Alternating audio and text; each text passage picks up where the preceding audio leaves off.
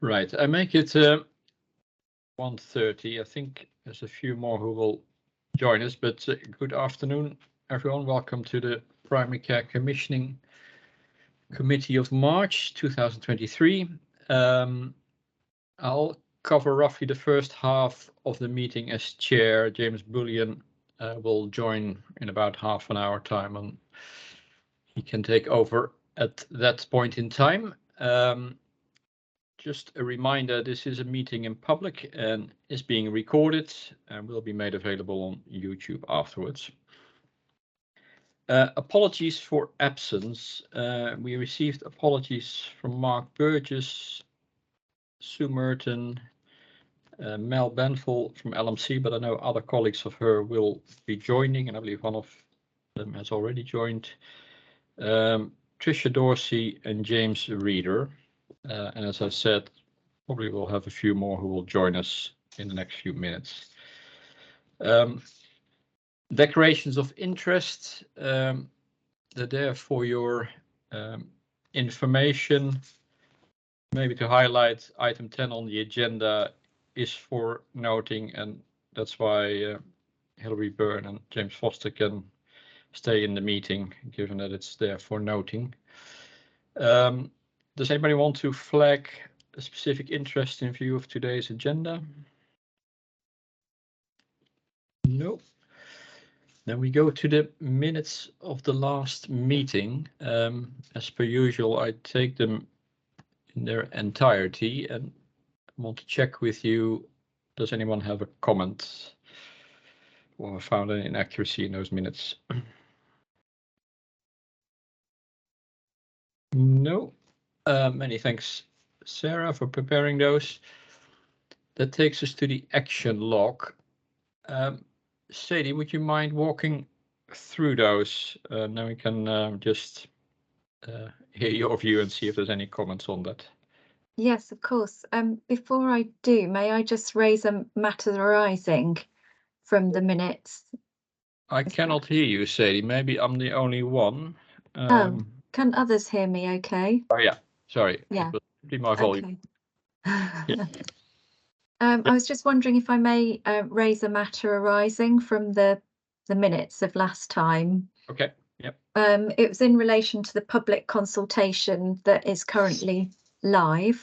Yep. In Norwich. And there are a couple of things I just wanted to update committee members on. So we've now had around 2,500 surveys sent back to us in a number of ways, including emails and post, and we've also had a couple of alternative formats as part of that. The main thing I just wanted to mention was just colleagues may have seen the press release we've done. At the time the consultation went live, we were at that point unaware of the dates for pre-election. And as colleagues will know, there is quite strict guidance surrounding the activities we can undertake during a pre-election period. And that actually starts on the 16th, so in 2 days' time. So while the consultation itself will remain live, we won't be able to do any more active publicity after the 16th due to the restrictions placed on us through the guidance that we have to observe. But it will still be live. I'm sure there will still be coverage in local media. That hasn't really stopped since the consultation was launched. But I just wanted to remind members that that was going to be happening. Thanks, Sadie. So might walk to the action list. Yeah, let me just pull those up, and I'm sorry about some of the formatting issues we've experienced in the papers this time with this new portal that we're storing papers in, so apologies if people have been impacted by that. The first action is number 122. I think we're waiting for an update from Chris Turner, and he had here he is. Hello, here, Chris. yeah. Hello, sorry I'm a bit late. Yeah, just the update on that one. So I've been messaging Tricia because this was put on hold towards the end of last year. So we've had some exchange via Teams today, and I think there is a plan to get this moving again. I'm re-looking at this, but no dates as yet. I'm meeting with Tricia tomorrow, so absolutely on the radar, but I'll be able to give more specifics after tomorrow, so I can email Sarah and get an update on the action log, if that's okay. Okay. Thank you, Chris. Action 130 is completed, and the risk register is on today's agenda. So hopefully members will have seen that within the update on that particular risk on resilience. Action 131, I will have to look to Shepherd to help with that one, and that's about the SMI reports, Shepherd, and how we want to provide a focus on data. I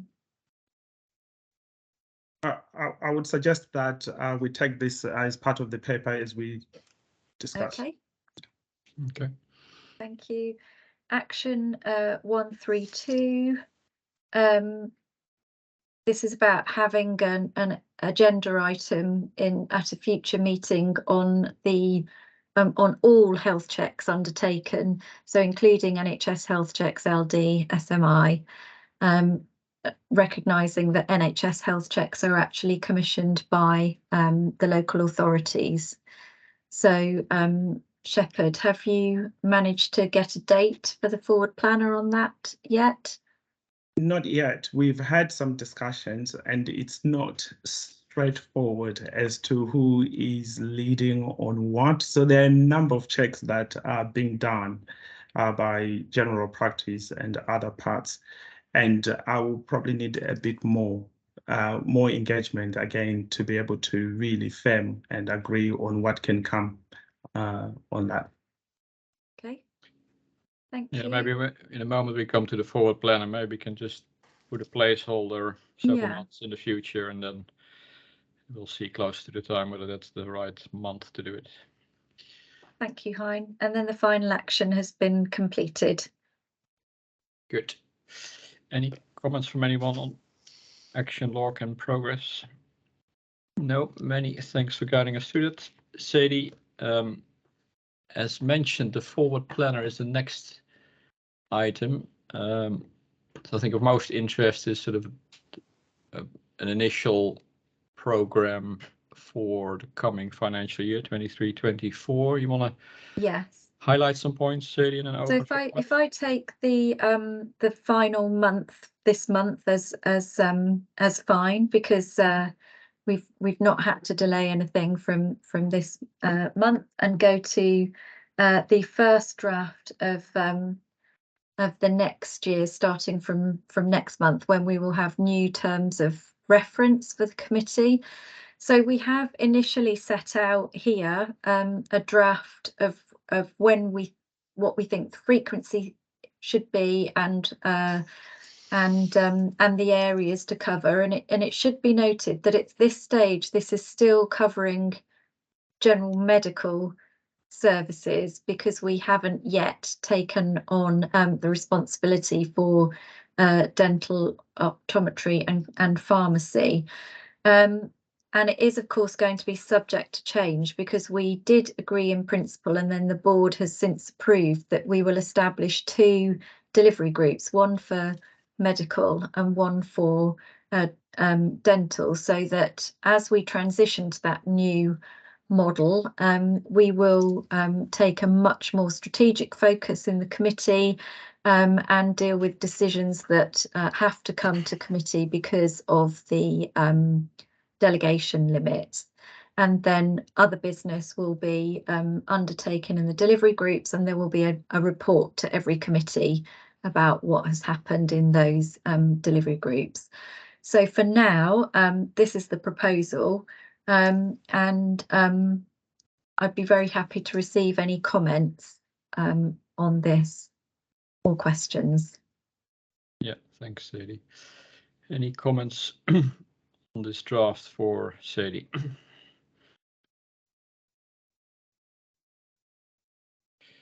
Yeah, my comment was exactly what you highlighted on dentistry.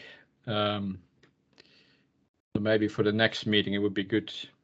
I think the committee is quite keen to hear the first few months, in particular, what is it, what we have received, what we thought we were going to receive, so to speak, and what are our takeaways. So maybe for the next month's version, that can be done. I think on the terms of reference, it's good maybe to note as well for the minutes that the Integrated Care Board approved the terms of reference, and the schedule of delegation that applies. Good, then we'll work with that, and maybe you and Shepherd Sadie can find a suitable month for this health check as a placeholder, and then we can fine tune closer to the time. Good, that's forward planner. We stay with you, Sadie, for the risk register. Maybe you can pick out the highlights and we'll see if there's comments. And there are quite a few things to highlight to members this month. So if I start from the top with PC1 workforce, and this is the workforce risk that incorporates GPs and nurses. So I just wanted to highlight the change in target delivery date on this one. We're proposing that is extended for another 2 years. And that fits within the planning that Jade is undertaking. And of course, we will continue to have regular workforce items reported to committee. The next risk I wanted to highlight is PC6, the learning disability annual physical health checks. And while we've made really good progress, and Shepherd will go into the detail of that in the report, we just wanted to highlight the target date was the 31st of March, because this is an annual target. We obviously don't know our final outturn yet. The data lags, and also we're still in the period. So we're suggesting at this stage, until some of the work that has been doing has really embedded and we've seen the outturn for this year, that we initially extend the target delivery date for a further year to give us that time. PC9 is hypnotics and anxiolytics prescribing. Again, the target date is the end of this month. So I think whilst things remain on track, we would like to extend that target date for a further year. For PC10, which is gabapentinoids, you'll see that there has been a reduction there proposed in the risk score, and that the data remains to it shows that we're still making really steady progress towards the reductions in prescribing there. So the team is recommending that this risk is now closed. We've been considering closing this risk for the last 2 times we've looked at the risk register, and things have continued to reduce in a very stable way. So the suggestion is that the prescribing around gabapentinoids would continue to be monitored through the prescribing leads meetings that Michael holds, as well as through the report that comes here on a monthly basis. So that one's proposed for closure. PC14, which is the risk around the resilience of general practice, you'll see in there that we have now included in red type the interface areas that the LMC raised last month, and the LMC had a chance to have a look at the draft risk before we submitted it. Again, we are suggesting a change to the target date for at least a further year on this risk, and we are setting out some of our plans around improving resilience, which is one of the ICB's priorities, through the joint forward plan, through the work that we're doing in response to the operational guidance that we've received. PC16 next, which is the severe mental illness annual physical health check, you'll see there again we've got a proposed change in target date to allow the work that's undergoing to bed in, and to enable us to assess the outturn from this financial year once it's known. PC 17, workforce around allied health professionals and the additional roles. That's another change in target date proposed for a further year. Nearly there, last one. PC 18, which is the risk around the transition and delegation of primary care services. You'll see that we've been able to propose a reduction in risk score, which hasn't completely pulled through, I'm afraid. The numbers changed, but the likelihood there should be a 3. And the reason we've been able to propose reducing that score is due to a number of risks being mitigated. So we have far more information available to us now than we did before. And we now understand that and have recruited to our vacancies and are awaiting start dates.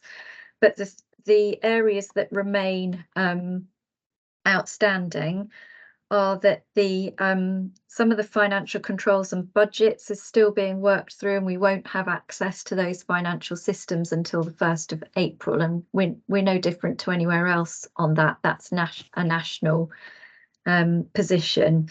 There are also some delays to the national data migration work. However, NHS England nationally are putting in some controls to ensure that that doesn't impact on the transition of services or the transition of staff over to ICBs. Again, that's a national position.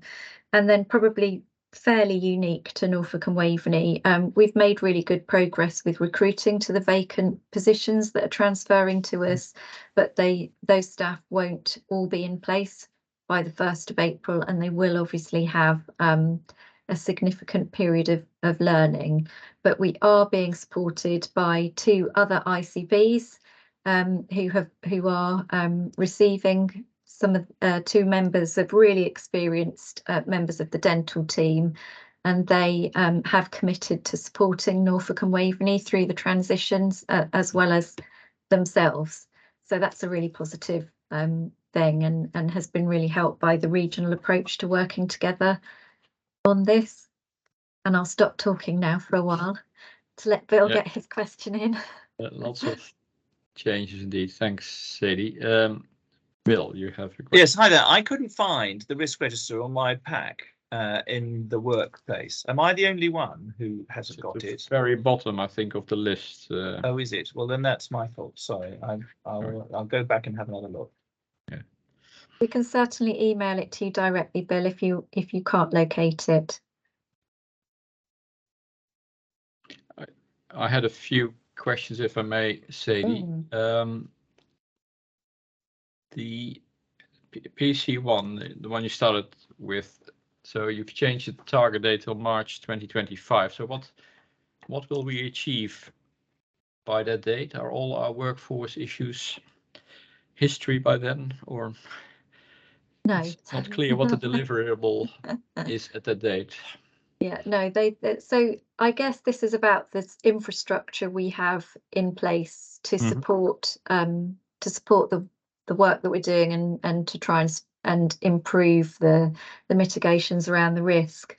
I think you know, we don't expect to have suddenly found another 100 GPs or nurses, but we do expect our systems to have bedded in by then. We're entering into year 2 next year of our training hub contract as well. The team is now, I think, fully recruited too. So some of the work that we're doing should be able to bed in, and we should be able to start seeing the results of what we're doing, and how that's impacting on the numbers. I think from a GP point of view, if we look at the data being reported directly from practices, and I know this is something that Hillary's raised before, for example, the number of partners is reducing, which is of great concern, because they hold the responsibility for the delivery of general medical services. On the positive side of things, our overall GP numbers have remained fairly stable, but that doesn't take away from the fact that we know that partners are the ones that are holding all the responsibility for the delivery of services. Yeah, Hilary, you want to come in? Yeah, I was just going to say, I completely agree with what Sadie's saying. I think we will have the infrastructure in place, but I worry that the outcome will be worse by a couple of years' time, because when you look at the demography of partners across Norfolk and Waveney, there's likely to be more people retire. There are a few things that could be done at government level, needless to say, which would change the outcome, and a few things that are NHS England that we don't have a huge amount of control over, but we should certainly be having a voice into somehow. I do wonder whether we're doing everything we can in terms of conversations, for example, with the acutes. We still hear, a lot of people are going into the acutes. The number of consultants has gone up significantly over the last 5 years, while the number of GPs has gone down, and we need to just make sure that we're making it an attractive option to people coming through the training system, and that people are not given a false kind of general practice on a good day is a great job, and sometimes the narrative that people experience whilst they're in other sectors is not always positive about it. So I just wonder if there's some softer stuff we need to do as well in order to just make sure that people do get that message, because without primary care, the cost will just go up, unfortunately, and the burden on our system. Yeah, thanks, Hilary. Thank I'll feed some of that back to Jade. Yeah, thank you. very useful suggestion. Bill, you wanted to come in on that?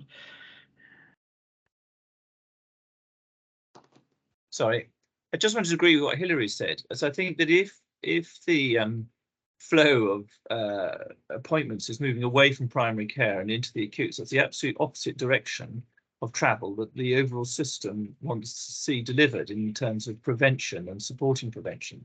And I wonder if we as a committee should highlight that to the ICB, because I think it's an unarguable statistic about the way that the resources are going in the wrong direction. So, and that's not going to help us with solving the particular risk outlined here. So I wonder if we could, if I could support what Hilary said, and we could raise that in the actual main board itself.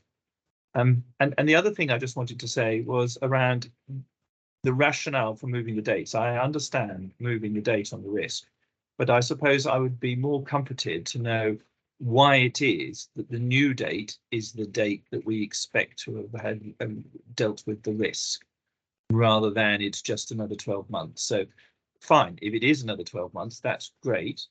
But what is it that supports that particular date, and why isn't it 2.5 years' time or 6 months' time?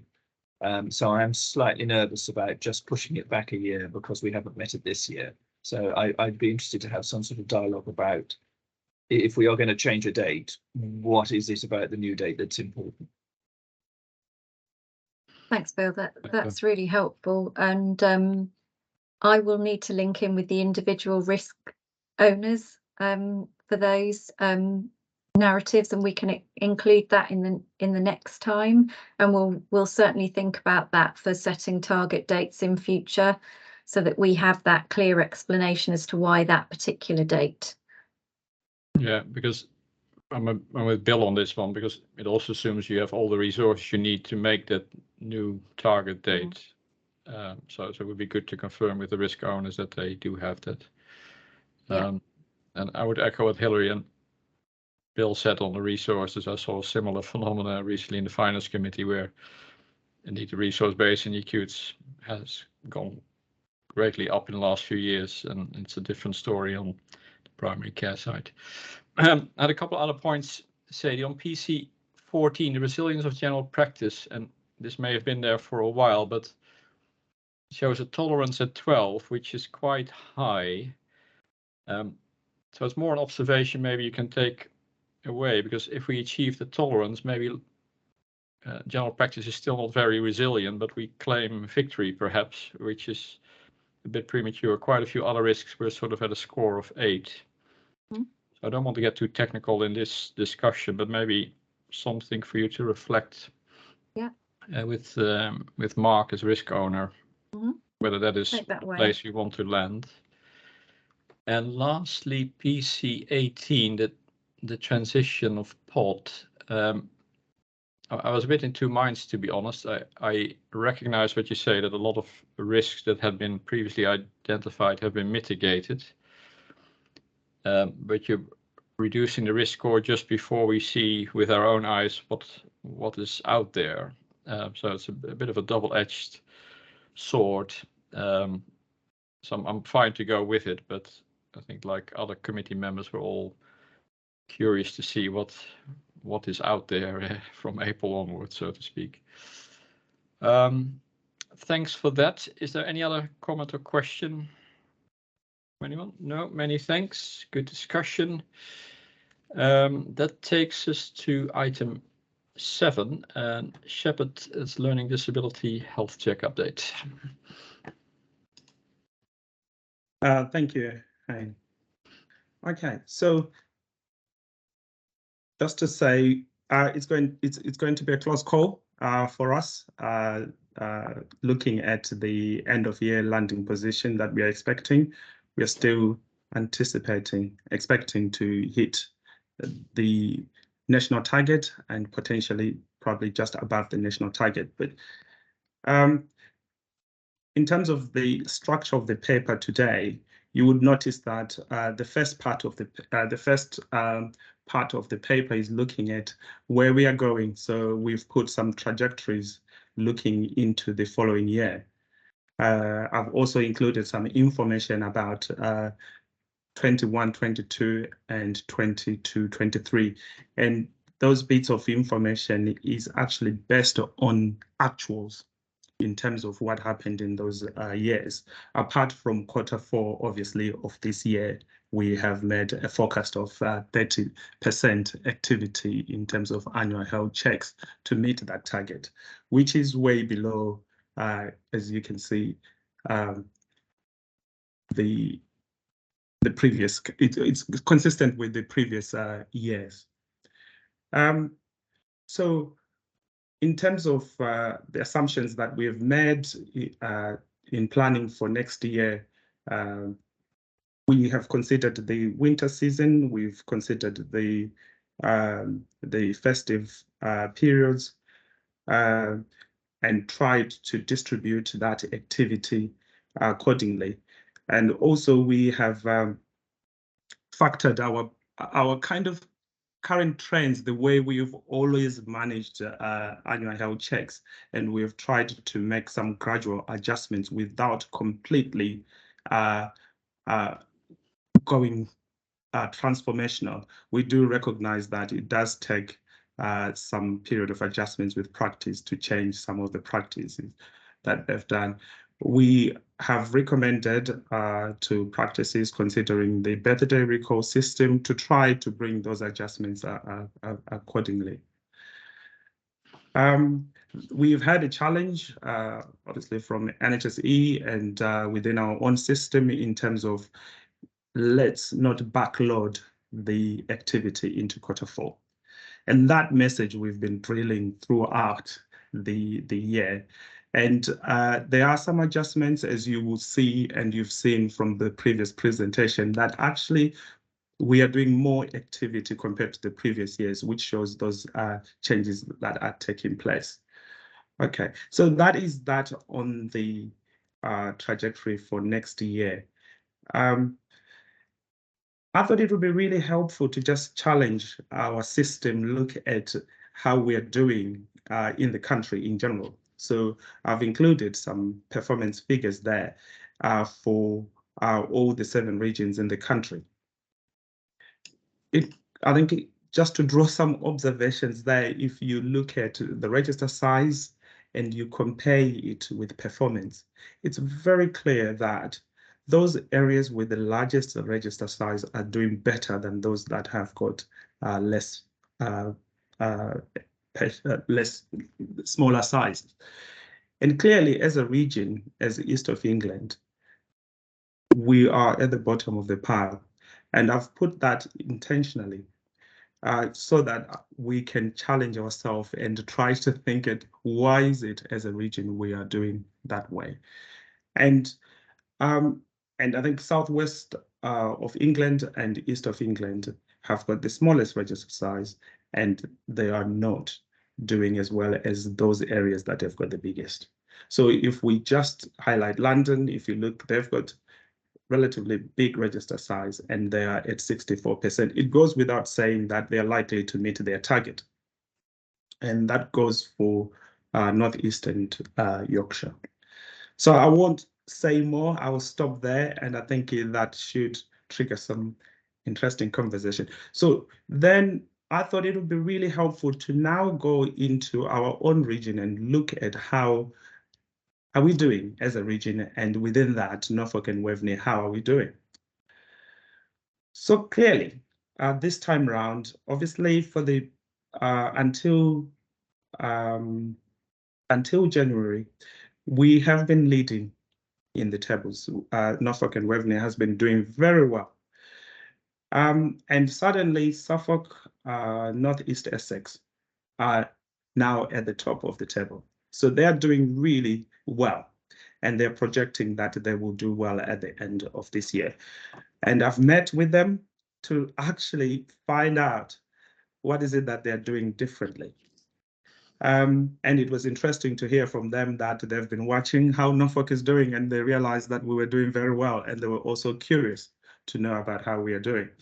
And equally, I think Hertfordshire is doing very well. So Hertfordshire and ourselves, we have got a similar register size.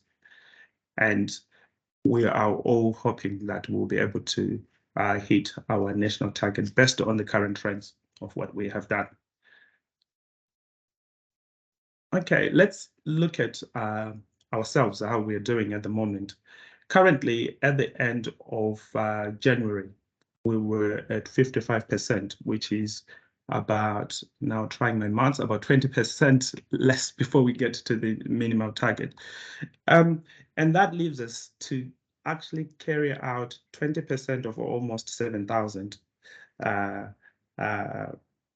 checks done in the next 2 months. And if you look at our previous trends, we were doing more than 30 to 40% in the last quarter. And I don't know how we managed to do it. So I'm really positive that 20%, hopefully we will be able to deliver that as a minimum. That's why I said it's going to be a close call. Just to highlight that, looking at the declines, clearly, the more we do the checks, the more we also get some declines. But I want to assure you that there's intensive pieces of work that are going on, being led by our quality team to actually reach out to all the people that have declined. We've got a huge list so far of what we have received from practices for individuals that have declined. I think roughly we are now talking, we've got about 100 people that practices have said we're going to need help, and some outreach being led by our quality team and other practice colleagues is actually happening, and it's really exciting that that piece of work is doing. I thought it would be really helpful to reflect on the opportunities and challenges that we're experiencing and also that we're likely to experience. Without saying much detail, I'm really excited about the funding that we secured to work with digital colleagues to try and improve the quality of annual health checks that we need to take. It's an innovative way, and we're working with colleagues to actually come to some agreement on the approach and how we are going to realize those benefits for those individuals that have not had any bloods taken from them for many years. And this device will be a test for us to transform their lives. So we'll be able to come back on this when our discussions with colleagues have been finalized. I think one of the challenges that we are experiencing, and that is real, is that general practices are having to balance other competing priorities. And if you want, you can connect this to those areas that are, like, for example, that have got a large register size in the country. How are they balancing these priorities? That will be interesting to see how different we are in that respect. And clearly, we do see a drop in activity in December, January period, and also we're expecting a drop in during Easter holidays. And then that means we need to look at the gaps and opportunities of when can we actually say safely as a system, this is where we need to be doing our checks. So those are some of the tests of seasonalities that we need to do. Finally, in terms of next step, I think it's fair to say that the level of activity and conversations taking place in our system has been high. And that has caused some irritations in the system. We've received feedback that actually practices are being, there's a lot of talking that is happening or conversation that is taking place. And we'll continue to work with practices to try and raise the profile of this population group to try and address those inequalities. Our delivery group continues to meet on regular basis to take stock and to monitor the progress that is being made in each locality. I will stop there because I think I've covered, I think I've given you the flavor of what I wanted to share with you, but certainly lots of work going on in the system, really positive work taking place. Thank you. Thanks, Shepard. Any questions or comments for Shepard?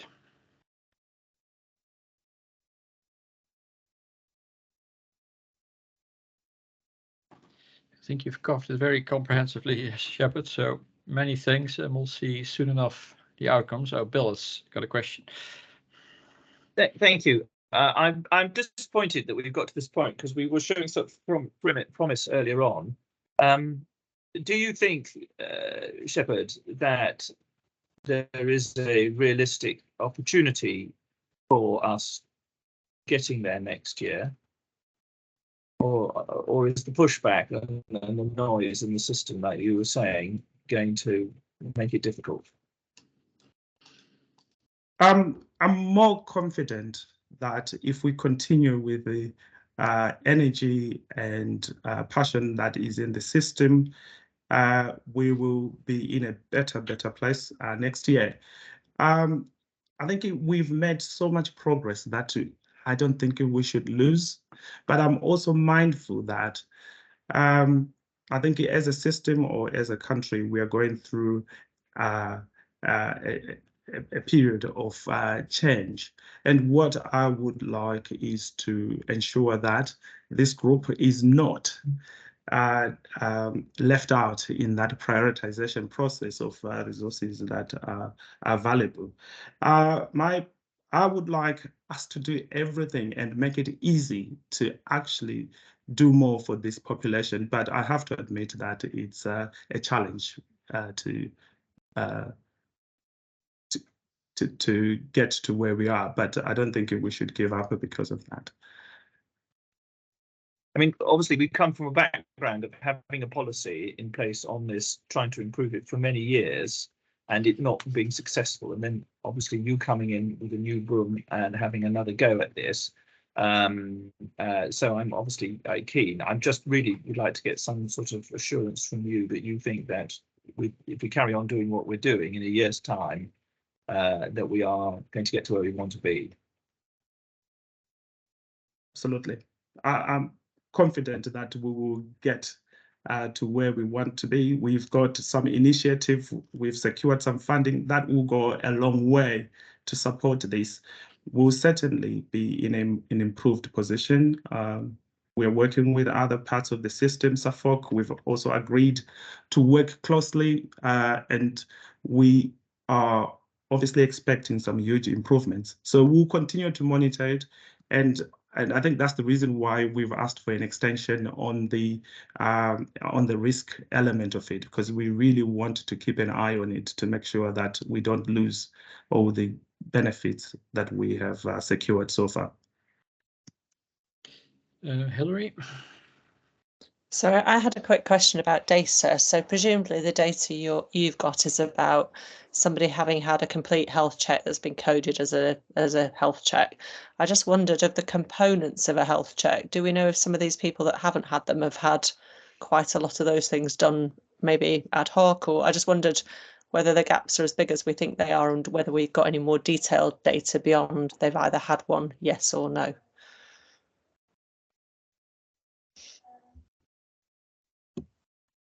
I'm not sure I fully understand the question.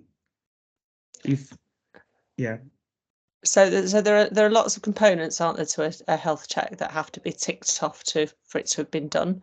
But patients might have been into practice about something else and had, you know, bits of it done, but maybe not all of it done as a health check. I just wonder if we are collecting all the elements of it in terms of data, or are we just looking at a yes, no, they've had one done as a formal kind of appointment. I just wondered if we've got that level of data, or if it's just a kind of black and white yes or no answer. I don't think it's a yes or no answer, because I know that there is qualitative work going on in the system from our quality team, actually working closely with the practices. So I would say to a large extent we don't, but to a small extent we do. And also, just to assure you, as part of the new initiative, what we are looking at is to have a list of everyone who hasn't had any bloods taken from that. And I hope that will also help to provide some information or some data to help us to think together around all that.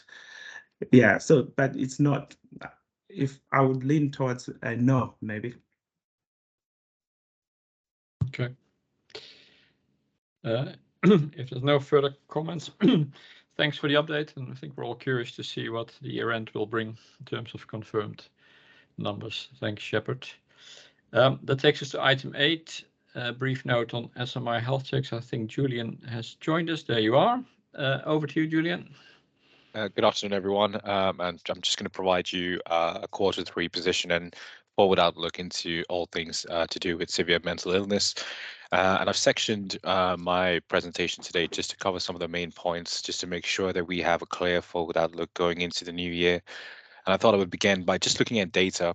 So one of the weaknesses and one of the challenges that we have as a project group when we are looking at the improvement of severe mental illness is the availability of accurate and representative data that we can review and look at performance and uptake of checks. So Hilary, just bouncing off that last point you made for severe mental illness, one of the things we have very clearly is we have 12 core components of the check. 6 of them are co-funded, 6 of them are under the enhanced LCS that practices have signed up to. So on a quarterly basis, we can quite clearly see what percentage of checks are all delivered. So number 1 is a patient having a full complement of checks, or are they having part of the checks? And one of the things that I think we are working on, which I think will improve some of the uptake quite clearly, is one of the main missing components of health checks for SMI is the taking of bloods. And we hope that the point of care testing element will actually address it. So just to give you a flavor of our position, as a system, if we were looking at purely if a patient is having an incomplete check, and normally it's 5 out of 6 of the core checks that have been done, we as a system are averaging well above the national target of 70%. So that's patients actually going in. It's very reflective of the high turnover and work done in general practice, which is patients are going in, having their checks, and through a wide variety of challenges. It could be coding, it could be the absence of bloods. Missing 1 or 2 of those vital checks leads to an incomplete check. So as a system, the activity is through the roof. We are averaging well above where we should be. But in terms of incomplete checks, we are averaging just under 50%. from the national target of 70. So that's one of the challenges that I would like to raise, to say actually we are doing a lot of concise, focused work on those missing elements of our checks. So that's number one to take away. Number two, oops, sorry, the dog is going a bit mad. The postman's here, apologies. Number two for me would be the availability of data. So I'm not an expert in terms of data pulling, but working through with my BI colleagues as well as NHSE, we would really like to have a monthly dashboard similar to what Learning Difficulties has, which can tell me on a month-by-month basis where our resources is going and where the improvements are being made. Sadly, that's not going to be available until the timeline we've been given is 1 to 2 years. The data is just so complex in pulling it from general practice. So one of the challenges we have is to rely on historical information just by quarter-to-quarter basis. So the report that you've looked at, that I've prepared for you all, that we've prepared for you all, is reflecting on Q3 performance. So I just want to spend a little bit of time looking at those quarters. So touched on this very briefly in the beginning of my pitch, but effectively performance for SMI was measured using the national percentage performance of 60% and above. But that's now changed. So from last year, all systems were required to submit a national trajectory of improvement. And within Norfolk and Waveney, we've submitted a 2-year trajectory of improvement to say our measure of success will be based on the increasing of the number of checks delivered. So just reflecting, Q1, we started quite an ambitious target recovering from COVID-19 to say we will carry 3,548 checks for Q1 of last year. And on a quarter-by-quarter basis, that number has increased by 400 checks. It was based on a combination of what our activity levels were before COVID-19, as well as an ambition to reflect the hard work that we were doing in the background with the localities and with general practice to try and increase that uptake. And I'm really, really pleased to announce that looking through those quarters, we've consistently ramped up our activity by 400 checks per quarter. Q2 is where we experienced a slight dip. I think our performance was 3,938 checks against a target of 3,949. But we have overperformed in terms of Q3 by roughly 50 checks. So 4,348 was our target, and we provided 4,393. One of the things that we are hoping for is to see a consistent maintenance of that improvement going into Q4. That data will be available from April onwards, hopefully to May. And our target there was 4,748 checks. So we are hoping to go into the new year, Q1, to maintain that consistent trajectory of improvement. One of the asks and one of the recommendations, which I will probably remind everyone at the end, is this report. So we've recommended the SMI comes to this body on a quarterly or alternative month reporting, just because the availability of data. But I think if it is an alternative month, I can give a qualitative update just to show you the pieces of work we're doing in the background to help supplement things. I'm going to rattle off some of my challenges before I showcase a very positive piece of work, which I think will be really nice to end off my my quarterly presentation for SMI. So challenges, I think Shepard summed it up for me. It's the competing priorities that we know general practice colleagues are aware of. So that's number one. Number two, it's the standardization of booking of checks. So some areas within our system do it by birthday of the patient. Some do it by just the time of year they had their check. So it's quite hard to predict when we will see a rise in activity just purely on the numbers, because Q1 might have most of that activity there.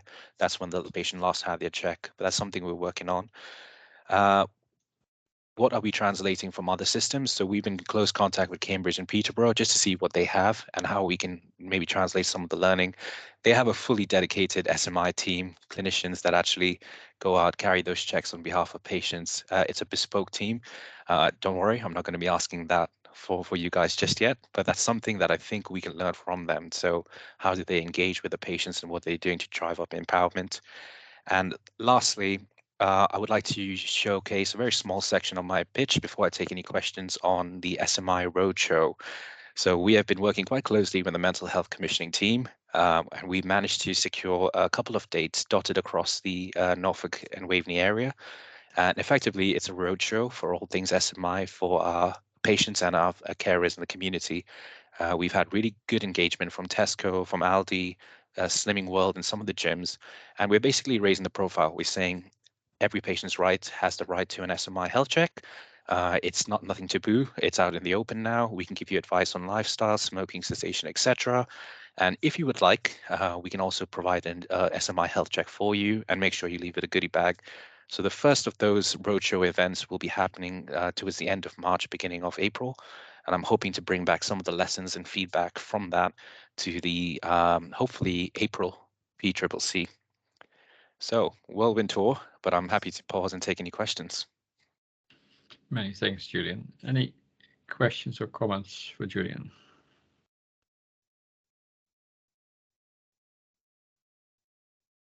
I think, by the way, your proposal for quarterly updates is the right one, where you sort of can combine the data with sort of the qualitative improvements that are being made, Julian. No questions, and next time we can hear how the roadshow first events have gone. So many thanks for that. Before I move on to the next item, I see that James Bullion has joined. James, I suggest I do item 9, and then from item 10, are you fine to pick up the chair? So item 9 is the CQC report. Is that Shepard or Carl who will talk to that? It's going to be Julian, actually. Okay, Julian, there you go. I'm sorry, everyone. It's me again. Okay, so I'll give you a whirlwind summary of this report, and I'm going to assume everyone has read it, and this is just for noting. So effectively, this is centered around the high street GP practice, high street surgery. So the CQC carried out an announced inspection of high street surgery on the 21st of September 2022. Overall, the practice was rated as requires improvement. However, during the course of the inspection, a breach of regulation, Regulation 12, safe care and treatment was observed, and the practice was issued with a Section 29 warning notice on the 13th of October 2022. So following on from this inspection and the warning notice that was issued, High Street engaged with the ICB from October 22 onwards, and with a clear external clinical and management support team was put in place on December 22. So I was part of that team, as well as the meetings that happen on a weekly basis to try and address some of those points that were highlighted by the CQC in that Section 29 warning notice. The practice embarked on a very clear improvement plan, and we received intelligence from the CQC that they would make contact again with the practice on the 16th of Jan 2023. So this is just to highlight that this was a focused inspection that would lead to no changes in the overall rating of the practice. It would remain constant as requires of improvement. But it was the 16th of January inspection date was just to review the actions following on from the issue of that Section 29 warning notice. Following on from the results, the CQC basically demonstrated very clearly, looking at the action plan and the subsequent state of play within the practice, that the practice were engaged in the improvement plan, had taken more clinical ownership, the leadership and oversight of the concerns were clear, and a sustained improvement was noted. I've just attended the last High Street CQC meeting, which was yesterday, and it was very clear that the practice has a firm grip on some of the issues that were raised, and they are working to maintain those changes, so not to let it go as time goes on, but to embed it and translate it into business as usual. So just to give a highlight to this board that the focus inspection happened, there will be no change to the rating, but the practice are on their journey to improvement. And I think there's very clear engagement from the locality teams as well as everyone else involved to make sure they stay that way. Good. Many thanks, Julian. Any questions? Hilary.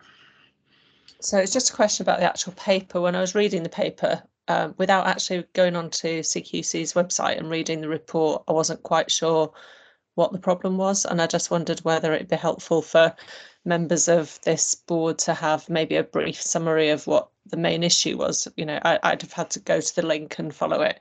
I kind of know the background about CQC and what they're looking for, so that was all fine. But actually, I read it and thought, what actually happened? What was the problem? And you know, that's not in the paper, I don't think, is it?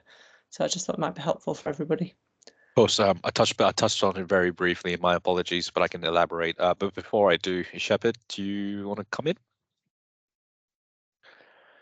Yeah, it was just to respond to those questions, Hilary.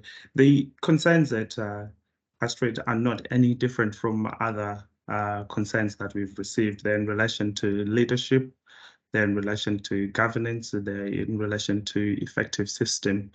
And I think the main issue that we discussed with partners was this practice has continued to require improvement for a long time. And we wanted to ensure that this time this practice will improve from requires improvement. So that was the biggest driver for the issues that have been raised, that we need to work together as a system to make sure that this practice moves from requires improvement a lot. Hilary? Sorry, can I just ask another question as well? So there's quite a lot of practice who at the moment post-COVID seem to be getting a lower rating than maybe they've experienced in the past. Some, as you say, had issues for quite a long time. How are we sharing that learning across our practices? As you know, for me as a GP in a practice, I kind of want to know what has not worked out for other people, so that it might make me think about something else. So it's that kind of learning. Are we sharing that in any way across our practices? Absolutely. I'm mindful Chris Turner is also on the call. I know the ICB and CQC are doing a sterling job in terms of running sessions that reflects on the issues that are emerging from CQC inspections. And CQC have led on the practice leadership training, and also colleagues from the quality team have led on serious incidents, and we're looking at safeguarding. We've also run sessions around LD. So there's a program of work that reflects the issues that are emerging, and we'll continue to run those. And also we use other platforms. So we, where practice has struggled in some ways, we connect them with other practices. So we are trying everything that we can, and would welcome if there are any other thoughts around what would be helpful to make sure that the system has got the full benefit of the learning that is coming through. Anything you want to add, Chris? No, I think you've summed that up really well, Shepard. We continue to run the monthly bite-sized sessions, which are fairly well attended, I think. So Tracy and my team leads on that, and like I say, they are aligned to some of the key findings that we see in the CQC report. So we do try and refresh it and make sure it is around some of those areas that CQC are picking up when they go into practices. Thanks. Right, that concludes item 9. Let me hand over to James to guide us through the remainder of the agenda. James. Thank you very much, Hein, and hello, colleagues. And I'm very sorry to be late due to a meeting clash. So thank you. So item 10 then is the general practice contract reissue projects, which we have a paper for. And Fiona, is this yourself? Thank you very much. So we wanted to bring to the committee's attention a piece of work that was started last year by NHS England and has been transferred to the ICB to complete. So really it's a programme of work to ensure that all the general practice contracts are actually up to date and accurate. So that on delegation of responsibility that we can be assured that we have the right contracts in place. We have, so NHS England engaged with all the key stakeholders last year, and we've continued to engage with the LMC around this. The paper sets out the background, and I just want the committee to note that we, NHS England, have offered CSU resources to help us to complete this project, and we have that in place for the next 6 months. We have also agreed an admin payment to individual practices. You will see that there's a separate payment for those who were in cohort 1, where it was a matter of checking the accuracy of the information that had been sent to them, and a differential payment for those practices who've yet to receive a copy of the draft contract to check, where there is significantly more information missing. We will, of course, be engaging with the LMC. You will see a comment in there about practice boundaries. And obviously this is actually going to be a significant piece of work to confirm that the practice boundaries we have in place are accurate and that we have no gaps. So I'll be working with the LMC to agree how we go forward with that, and also to agree a timeline. So unless anybody's got any questions. Thank you. Thanks, Fiona. Colleagues, any questions from the committee? I did clock the boundaries issue, did look very interesting, and always rather fraught, those things, aren't they? Really updating all of that stuff. So I can imagine that's complicated. Any comments or questions? I don't think there are any formal comments from the LMC about this particular item in this section of the meeting from memory.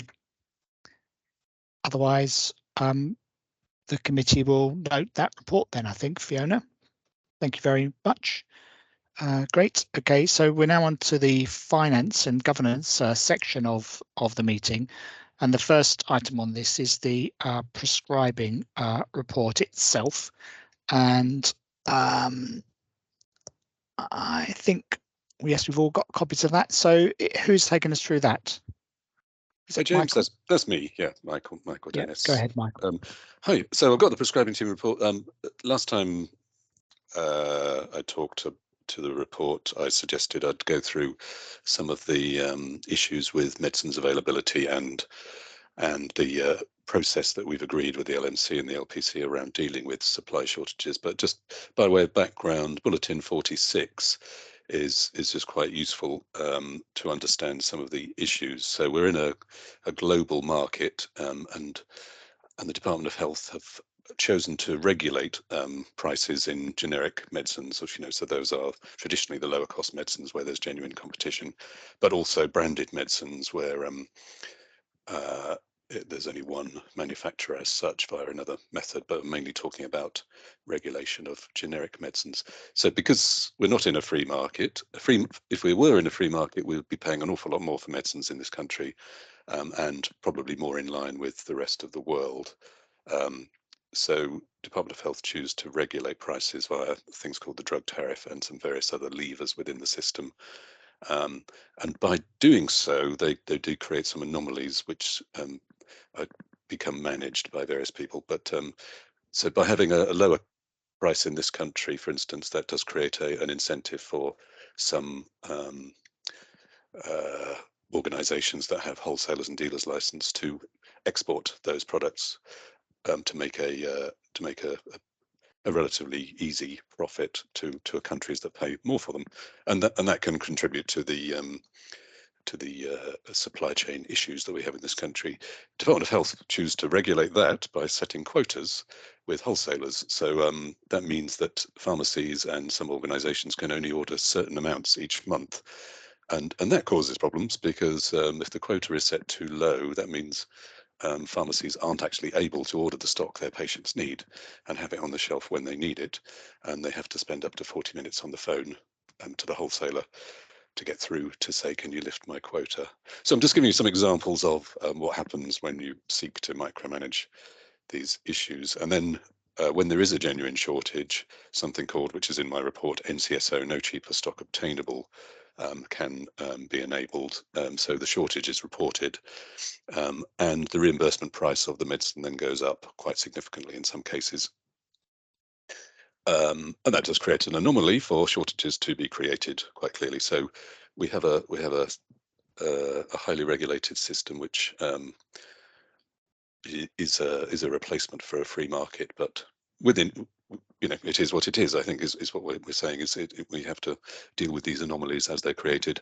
So in Bulletin 47, we came up with an agreed process in an ideal world, what we would like pharmacies, etc., dispensers to look at when dealing with shortages for patients that have needs for medicines. It certainly happened with the antibiotic shortages before Christmas and shortly after Christmas. There were similar issues that, high demand led to very, shortages, depletion of stock very quickly, and the quotas that were applied weren't lifted in a timely manner. So pharmacies could only order small amounts of stock at a time. So those are the issues. It's more of a complicated issue than, pharmacy can't get hold of stuff because of their wholesalers not being as active as some other wholesalers, but there are certainly some wholesalers are better than others. Anyway, I shan't dwell on that. I did say I would talk about medicine supply issues, and I'll take questions on that in a bit, but I'll just go back to the standard prescribing team report. So in terms of cost per Astro PU, a report in there that we're getting quite close to being third out of the ICBs in the region. We're second at the moment, but as I say, very close to third. The no cheaper stock obtainable, so the price concessions on shortages, has been a big issue for us this year, 5.3 million year to date on just that. And then there's various, the second row there back into drug tariff at increased prices. So once the price concession has been lifted, it just drops back into the listed reimbursement price at a much higher price. So that is effectively a price concession, something that is affected by shortages. And then there's the category M, where Department of Health gives margin to pharmacies through drug pricing, which is another thing we have little control over. So those are the issues. December was a record month in terms of no cheaper stock obtainable. The yellow, the lines on bar 2, fortunately, it is coming down from that very high month, which is good. Dependence forming medicine, so continues to improve.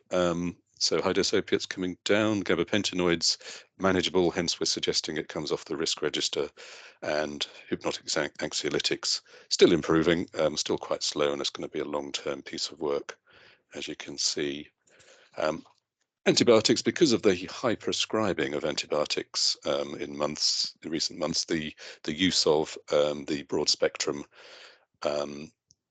as a percentage has come down significantly. So there's only 3 practices who are showing relatively high use in terms of those ones there, and we're carrying forward some audits on antibiotics that have just been updated nationally into the prescribing quality scheme. So we'll be incentivizing practices to do some of those audits, which will certainly help with CQC scrutiny when that comes along.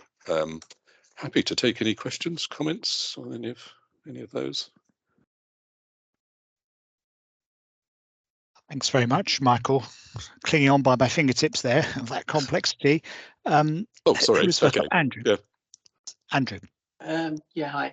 Just observation, really, Michael. That was a really clear explanation of all the problems. Thanks. Best I've heard, I think. Okay. I spent yesterday afternoon outside a pharmacy with Healthwatch, talking to patients coming in and out, and by far the most common comment about problems was exactly as you say, was the whole thing about obtaining stock. But not surprisingly, those patients didn't understand any of the problems and issues around it. And I just wonder if there's a gap there for a bit more communication somehow, because the bad feeling was towards the pharmacy for not doing their job, which is completely unfair. And that's just a suggestion. Healthwatch are doing a much bigger project on pharmacies, and we'll produce a report and share it when that's available. I'm always happy to talk to patient groups. In the old days before COVID, yes, I had regular, they wheeled me out regularly to talk to patient groups and, patient participation groups. Happy to do that if that's useful, because we do need to deflect the blame from, our healthcare professionals who are doing their best within their company structure to a certain extent, but within the supply chain that we've got, which is struggles at the best of times. Yeah.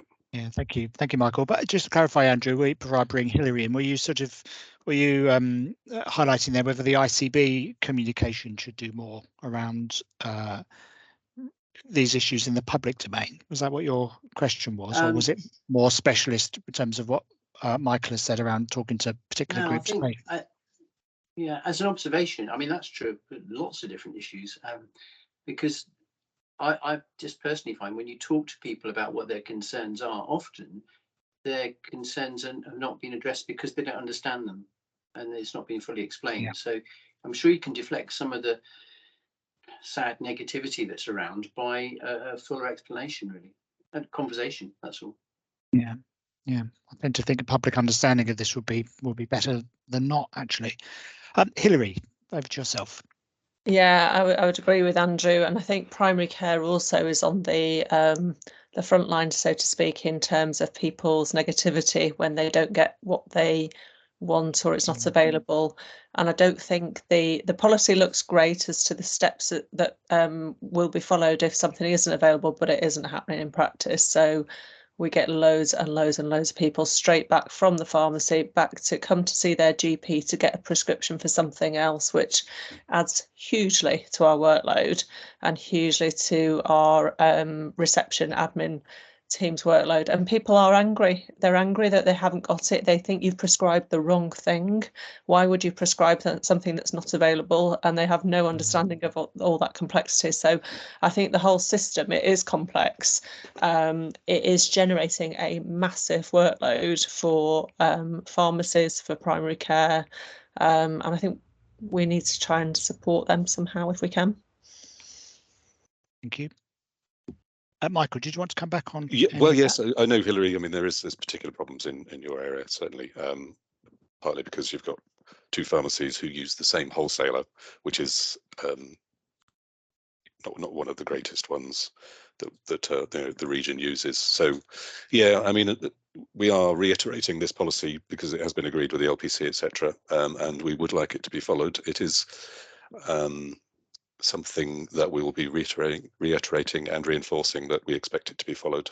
We'll have to see what levers we have in the new world when after April, when we have responsibility for community pharmacy in terms of compliance with local procedures, etc., because it's unfair to just pass the responsibility back. I don't disagree at all with that. We'd expect them to do their best first before doing that. That's absolutely a last resort. Thank you. Okay, colleagues, any further questions on this? Otherwise, we note the report, Michael. Thank you very much for that. So moving on then, the next is the finance report. And I think the committee have got a paper and some slides, I think. James, is this yourself?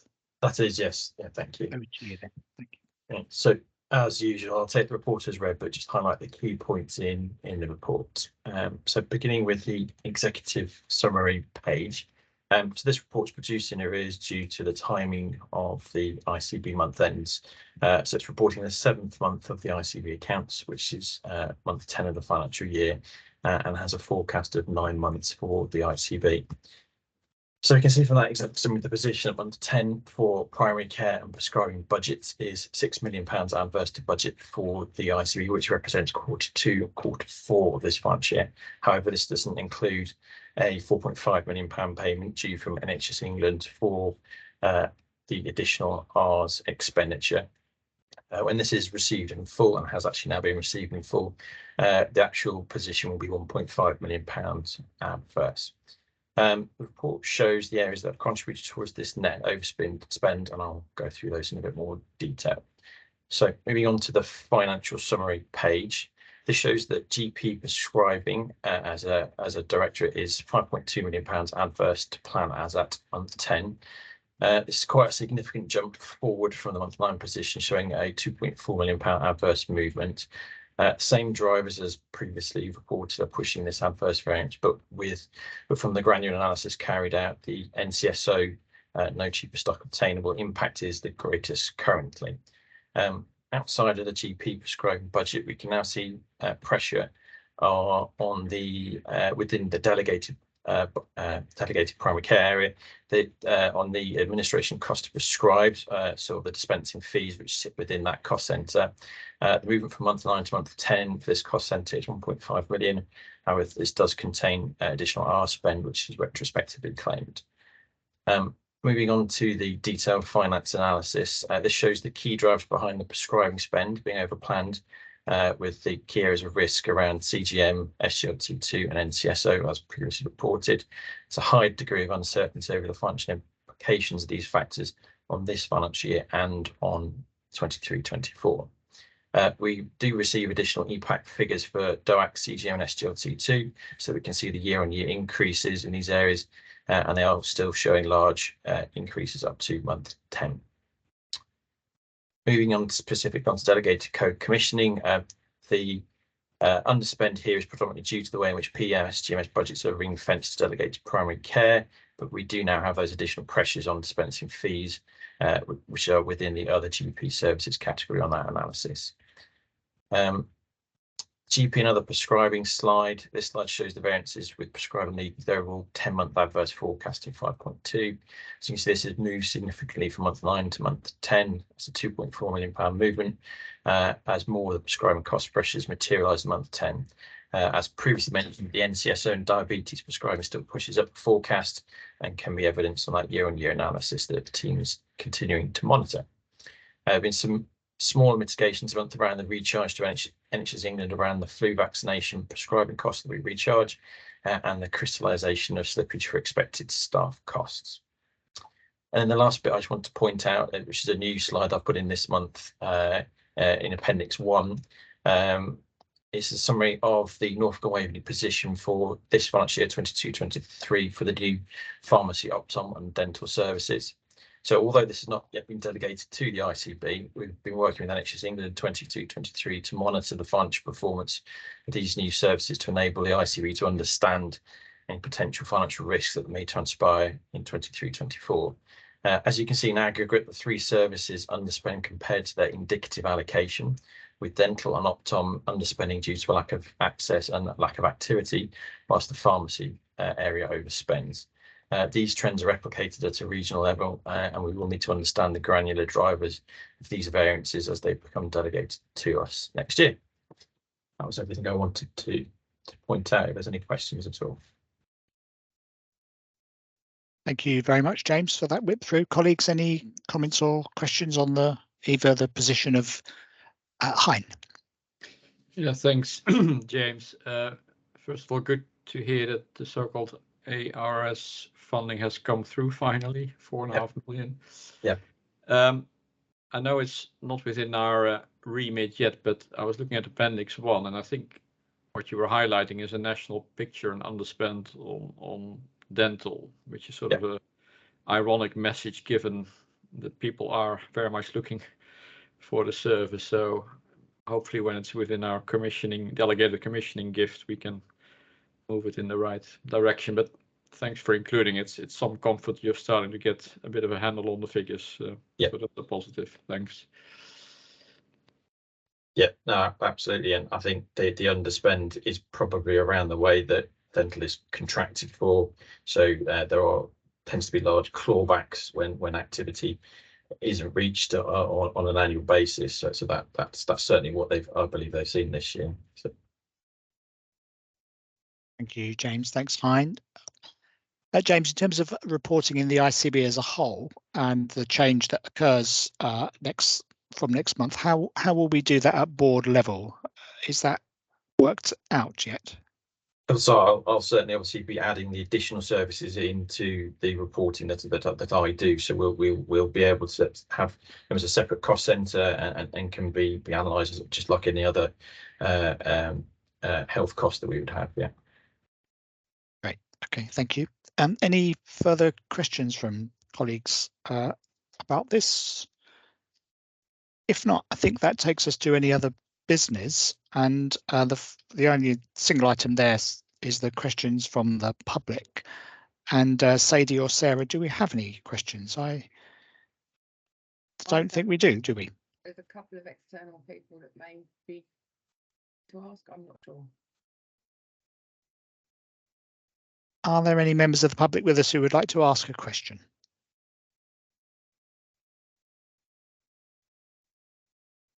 Okay, thank you. Give enough time for people to struggle with their buttons and whatnot, but I presume not then. So thank you very much. So I think that's concluded in this part of the meeting, unless there are any other items of any other business that members of the committee want to raise. Otherwise, we'll end part 1 of the meeting there, and I think we're joining part 2 in just a little while, aren't we? I'm just checking my diary. 3 p.m. James. 3 p.m. Yeah, so folks have got 10 minutes for get yourself a cup of tea, and for those that it's relevant for, we'll commence part 2 at 3 o'clock. Thank you very much. Thanks, colleagues.